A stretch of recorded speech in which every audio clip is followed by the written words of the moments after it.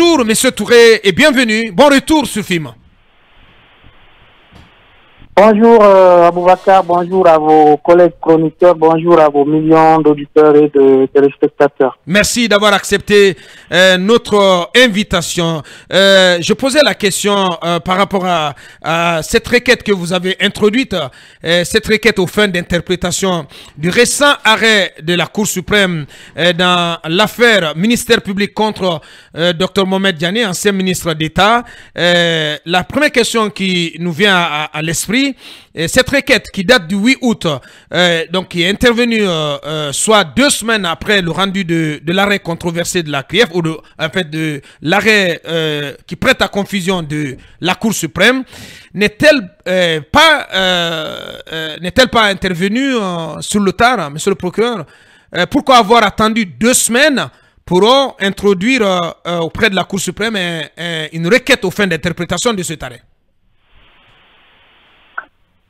Bien, je vous remercie. D'ores et déjà, je vais vous dire que c'est un devoir pour moi de répondre aux questions des journalistes si ça va dans le sens d'éclairer la lanterne des auditeurs et des citoyens. Bien. Donc, je me dois d'intervenir sur ces questions comme ça. C'est un devoir absolu pour moi. Merci bien. Alors, par rapport à cette question de l'arrêt sur la Cour suprême, ce n'est pas le temps qu'il faut voir. Moi, l'arrêt que la Cour suprême a rendu dans cette affaire Dr Diané ne me cause aucun problème en soi. Ça ne me cause aucun problème, parce que je le comprends clairement. Ce n'est pas un arrêt qui prête à confusion, comme vous l'avez dit. L'arrêt ne prête nullement à confusion. Alors s'il ne prête pas à confusion, monsieur Touré, pourquoi avoir introduit une requête aux fins d'interprétation alors? Vous m'avez déjà posé cette question. Bien. C'est ça je voulais répondre. Allez-y, allez-y.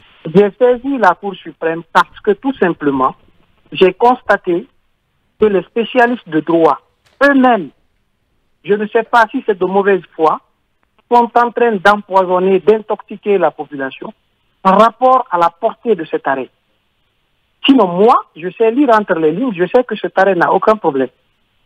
Mais dans les médias, dans les réseaux sociaux, j'ai constaté que les avocats de l'autre côté sont en train de manipuler l'opinion, de dire des choses qui ne sont pas dans l'arrêt. C'est pourquoi je me suis dit, puisque ce n'est pas moi qui suis l'auteur de cet arrêt, je voudrais que la Cour suprême soit plus explicite pour eux, parce que pour moi, elle est explicite. Je voudrais qu'elle soit plus explicite pour eux, pour qu'ils comprennent, afin d'éviter ou d'arrêter d'intoxiquer la population. C'est tout. Bien. Et quand vous dites que cet arrêt, pour vous, il est très clair, qu'est-ce que ça veut dire exactement? Que cet arrêt ne vient pas casser votre pourvoi et que, par conséquent, Dr Mohamed Diané mérite de continuer de croupir en prison. C'est ce que vous voulez dire? Je vais vous remettre dans le contexte. Bien. Il y a une demande de liberté qui a été introduite au niveau de la chambre de l'instruction. La chambre a statué dessus et elle a ordonné la liberté de Dr Diané. Le ministère public représenté par le parquet spécial près la CRIEF a relevé appel de cette décision. Nous sommes venus donc devant la chambre spéciale de contrôle de l'instruction. Cette chambre a confirmé l'ordonnance de la chambre de l'instruction.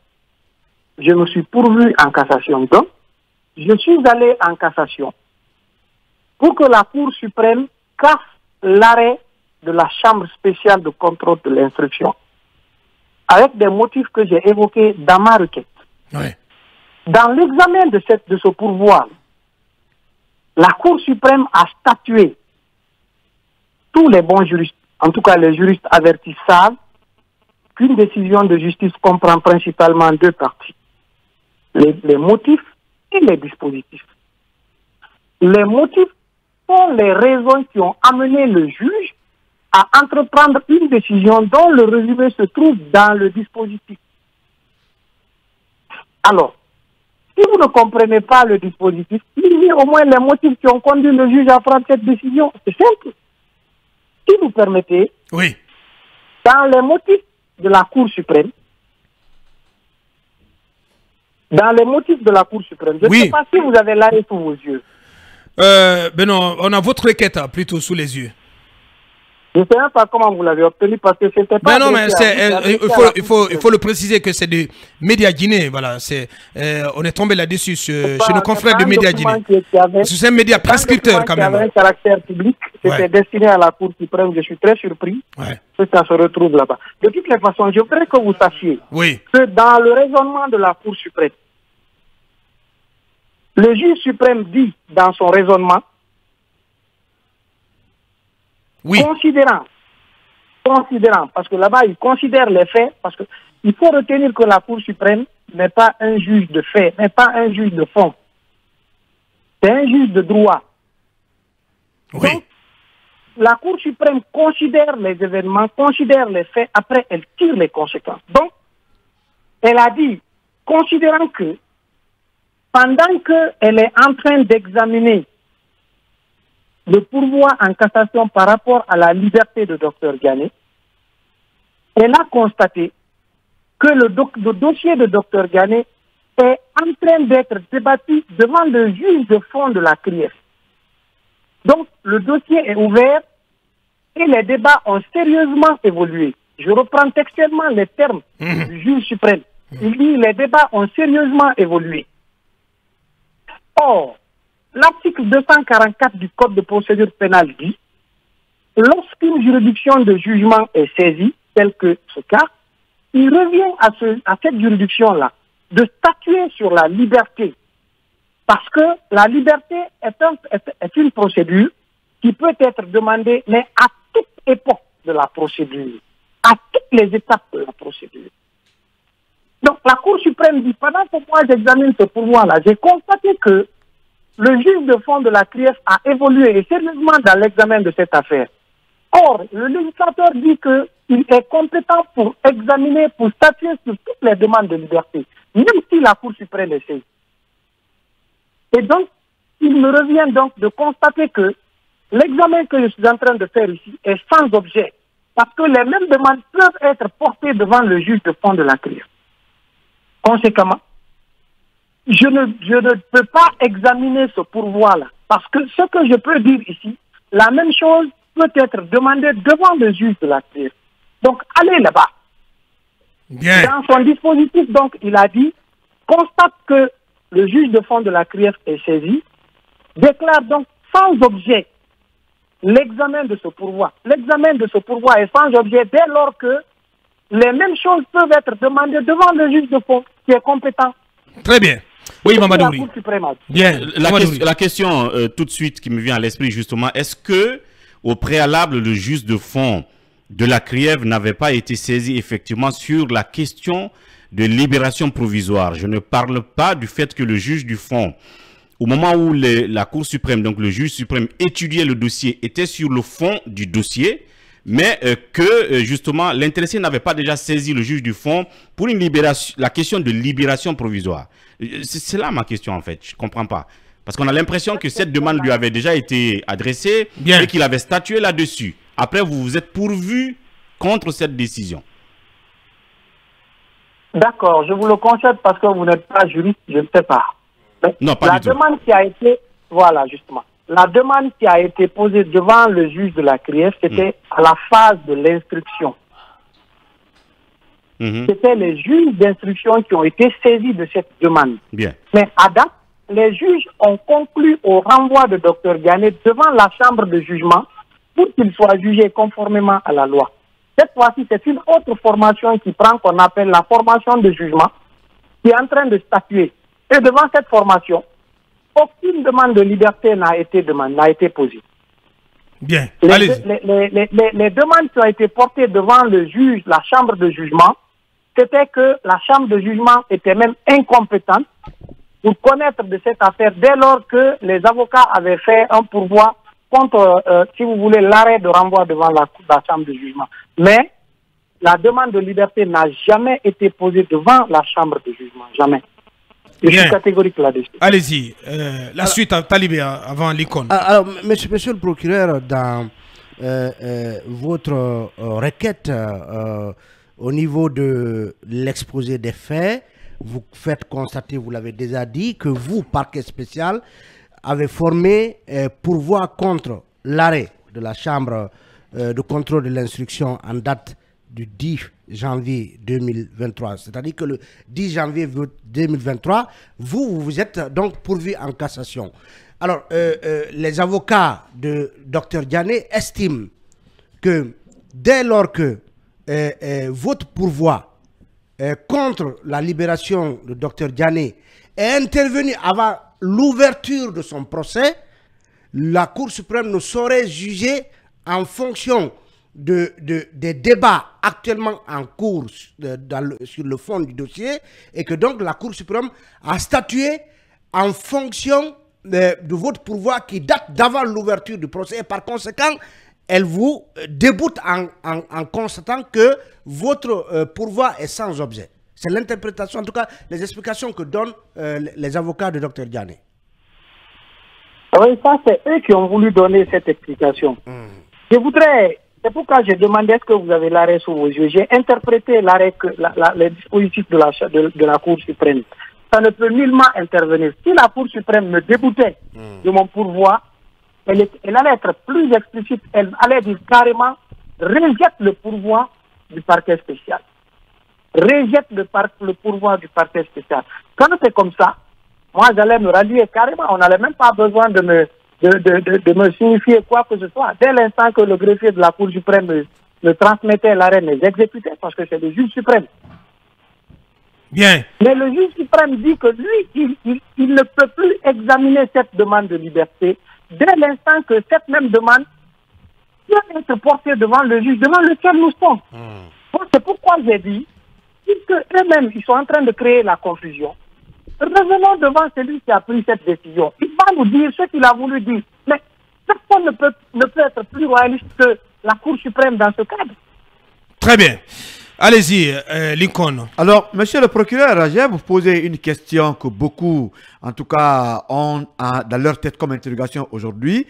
Les instructions terminées, les preuves réunies, et pourquoi ces prévenus croupissent toujours en prison?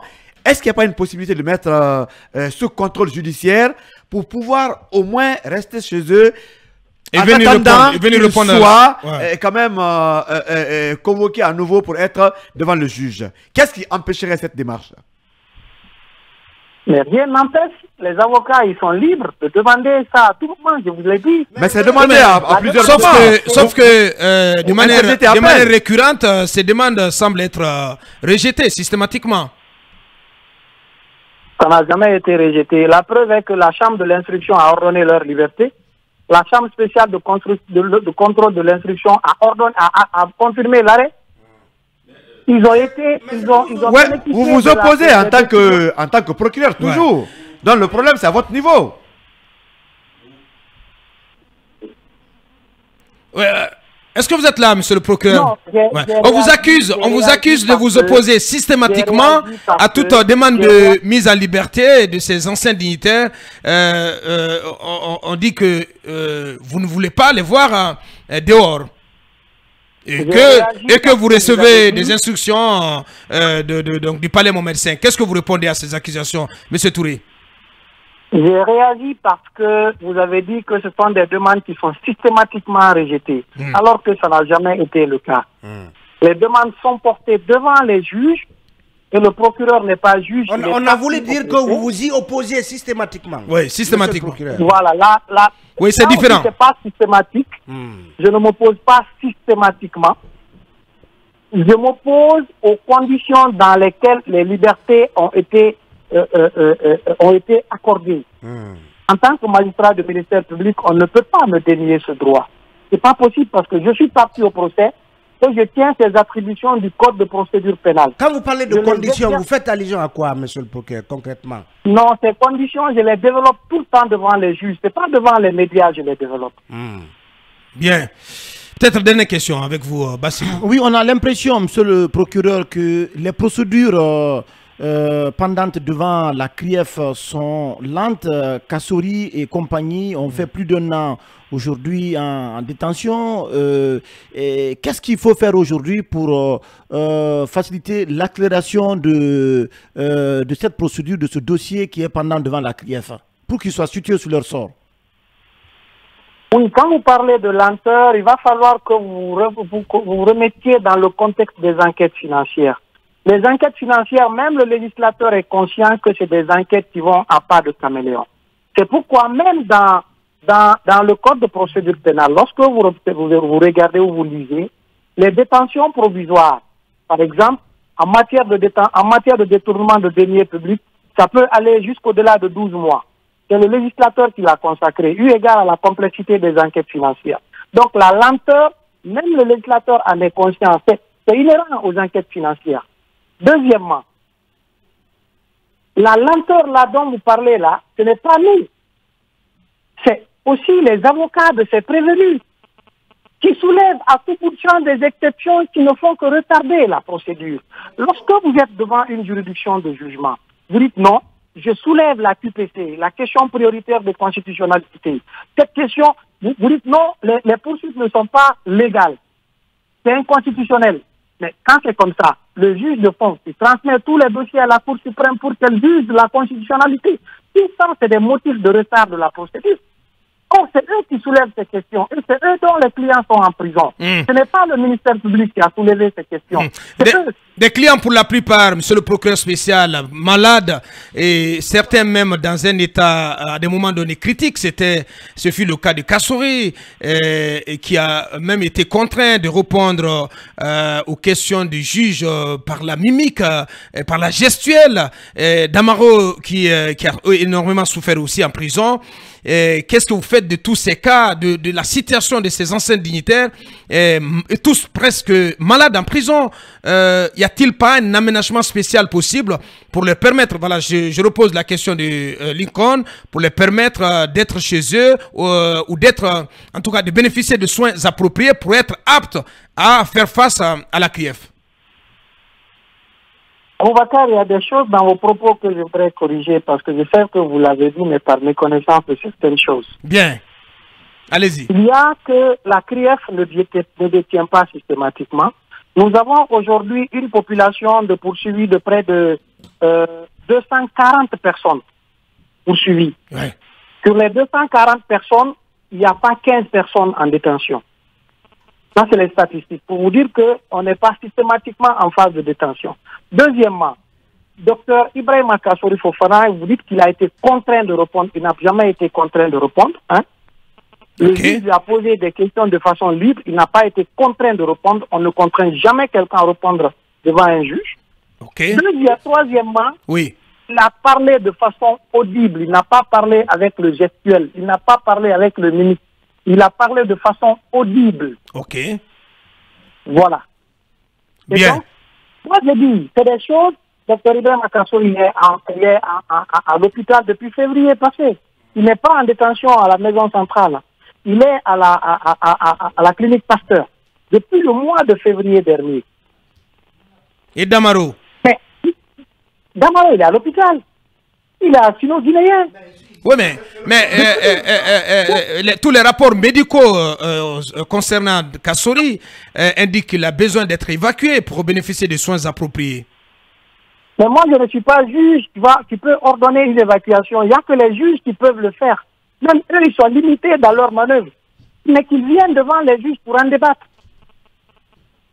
C'est eux qui ont dit qu'ils ne viennent pas. Vous sentez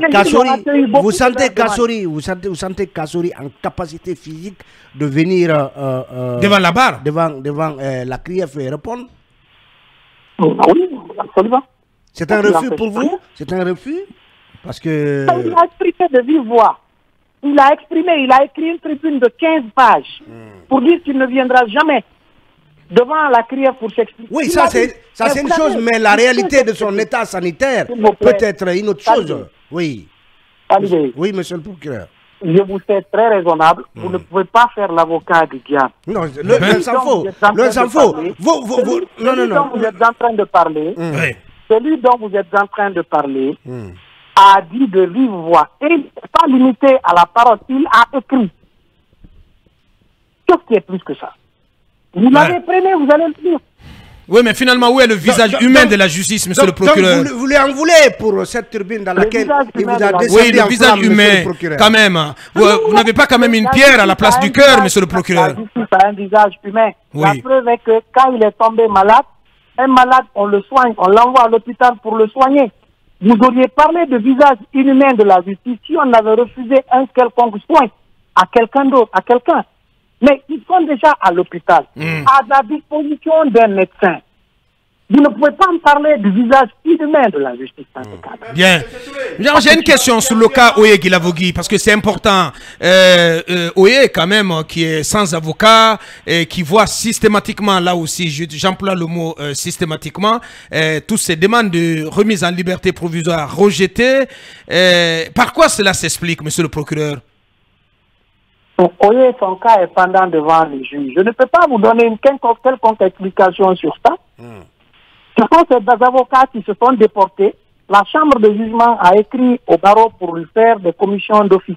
On est à l'attente de cette procédure-là. Bien. Je pense qu'on a terminé. La toute dernière question. Monsieur le procureur, en dehors de votre, je ne sais pas, votre appréciation empirique de l'état de santé de Kassory, il y a justement un médecin qui, sur la base de son serment, dit que il y a lieu justement qu'il soit évacué parce que les moyens ne sont pas disponibles localement pour faire face à sa pathologie. Au-delà justement de vos expériences empiriques, en le regardant, parler et tout, vous tirez la conclusion qu'il tient bon. Est-ce que vous avez fait faire une expertise médicale contradictoire qui, à date, a disponibilisé un rapport que vous pouvez donc confronter, si vous voulez, à la version de son médecin qui allait jusqu'à devant le tribunal donc de la cour, la CRIEF, pour défendre cette position-là. Et deuxièmement, il y a quand même l'hôpital américain de Paris qui a envoyé des documents. Est-ce que jusqu'à date, ces documents ne vous ont pas convaincu? Parce qu'on nous dit que vous n'avez même pas accusé réception de ces documents. À plus forte raison, vous prononcez là-dessus. Oui, mais je ne peux jamais refuser la réception d'un document dès lors que c'est administratif. C'est mieux que des documents quand une affaire est pendante devant les juges. Tous les documents sont reçus par les juges. C'est aux juges de dire les documents sont disponibles au dossier. Les parties viennent s'abreuver la balle. Chaque partie vient prendre les documents au dossier. Encore une fois, je ne suis pas... Moi, je ne suis pas médecin. Moi, je suis un juge, je suis un magistrat. Je suis un magistrat de parquet. Ce n'est pas à moi de juger de l'état de santé de qui que ce soit. Non. Moi, je donne juste un avis. Les juges, ils décident. C'est tout. Est-ce que vous seriez en droit de demander au juge de faire une contre-expertise médicale? Non. Non, ce n'est pas à moi de demander ça au juge. Il y a des avocats, ce n'est pas à moi de leur demander. Ouais. Et peut-être avant de vous laisser partir, monsieur le procureur spécial, rassurez-nous, vous êtes l'empereur des poursuites de la CRIEF. Rassurez-nous que vous ne recevez à aucun moment d'orientation ni de pression venant du palais Mohamed V. Il ne faut pas monter jusqu'au palais Mohamed V là-bas. Vous connaissez la fougue de notre ministre, non? Bien sûr. Il est magistrat, il a beaucoup d'énergie, il est fougueux, mais quand il s'agit des juridictions, il s'est dit qu'il ne donnera aucune injonction à un quelconque magistrat. Il l'a dit. Il l'a dit. Moi-même, quand je lui dis de venir vers la CRIEF, je lui dis, bon, je viendrai. Je dis, mais parfois, venez pour qu'on s'entretienne ensemble avec les autres magistrats. Mais il est toujours réticent. Ça, c'est pour vous dire qu'il se méfie même des juridictions, parce qu'il connaît ce que ça signifie. On ne reçoit aucune instruction dans ce cadre. Et aucune pression du palais. Non, loin de ça. Beaucoup ont été mis en liberté ici. Qui a levé le petit doigt? Oui, mais ce n'est pas des politiques comme Kassory, comme Damaro. Eux ne sont pas des politiques comme Kassory et comme Damaro. Monsieur le procureur, c'est ce que certains pensent. C'est ce qu'on ne comprend pas jusqu'à présent. Il y a eu des malades qui n'ont jamais été hospitalisés, mais qui ont facilité. Aboubacar a dit que c'était la dernière question. Oui, monsieur le procureur, acceptez. Je vois que les collègues ont quelques questions. La toute dernière, monsieur le procureur. Donc vous acceptez de prendre les deux dernières, s'il vous plaît, monsieur le procureur spécial. J'ai une audience en référé qui m'attend. Vous nous accordez 5 minutes. 5 minutes. Monsieur le procureur, ce que les gens ne comprennent pas, il y a des malades devant la CRIEF qui n'ont jamais été hospitalisés, mais qui ont facilement obtenu l'évacuation sanitaire. Pendant ce temps, ceux-là que vous avez envoyés dans les cliniques de vos choix sont là avec peut-être encore des preuves qu'ils sont malades, qui doivent aller à l'extérieur, mais qui ne partent pas. Cette incompréhension est dans la tête de beaucoup de Guinéens. Ouais. Aidez-nous à comprendre. Il y en a qui parlent de Mais traitement moi, je deux ne peux poids, pas vous aider à deux poids, deux comprendre mesures. ça. C'est pas moi le décideur. Moi, je suis une partie au procès. Vous savez ce que ça veut dire, une partie au procès? Oui, on comprend bien. Bien. Il faut retourner justice devant les juges. Ils ne décident pas. Bien. Alors, Dernière question. monsieur le procureur, Toute dernière. on sait qu'à date, certains Voilà, prévenus... j'espère que ça va être la Ouais, Oui, bien sûr. c'est la toute C'est dernière. la toute dernière. Et je pense que le chiffre du jour, c'est les 240 personnes poursuivies devant la CRIEF.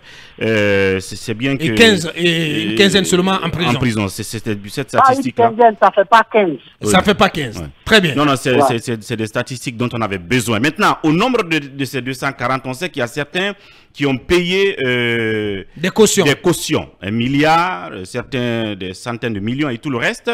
Donc aujourd'hui, on se demande aujourd'hui, ces montants-là sont reversés où et est-ce qu'on... Et vous êtes à combien? À combien de montants de montants récoltés recouvrés, ouais. Est-ce que le compte est en sécurité? Est-ce qu'il est, il est bien rempli comme on doit l'imaginer? Oui, c'est important. En fait, les cautions sont payées pas à la CRIEF, même pas au niveau du greffe, c'est au niveau de la banque centrale. Il y a un compte qui est ouvert dans les livres de la banque centrale qui reçoit les cautions. La chef de greffe de notre juridiction ici ne reçoit que les reçus de versement. Elle ne voit même pas l'argent. Et donc, les fonds sont sécurisés. Et donc, ce compte, il est clairement ouvert, identifié à la banque centrale. Absolument. Très bien. Absolument. Il est à la banque centrale. Même moi, je ne connais pas le numéro parce que je ne suis pas gérant de ce compte. C'est les gens qui doivent payer les cautions. La chef de greffe leur donne le numéro. Ils vont faire le versement. On lui envoie le reçu. Si on comptabilise les reçus de paiement, on est à combien? Si on comptabilise les reçus de paiement, on est à combien aujourd'hui? Je ne sais pas préparé à cette question. Ouais. Je ne pourrais pas vous donner un chiffre exact. Peut-être aux prochaines interviews, on pourra le faire. Bien, pourquoi pas. Peut-être qu'on va se tourner vers l'agent judiciaire de l'État, éventuellement, pour en savoir plus. Il ne reste plus qu'à vous dire merci à vous, M. Ali Touré. Grand merci. Merci d'avoir accepté notre invitation en ce mercredi. Merci bien. Allez, c'était donc le procureur Ali Touré qu'on vient d'entendre, Yara et cabinet, avant donc une réaction à chaud de Maître Almami Samori Traoré, un des avocats de Dr Diané. Allez-y. Il est très clair. Convaincant ou pas?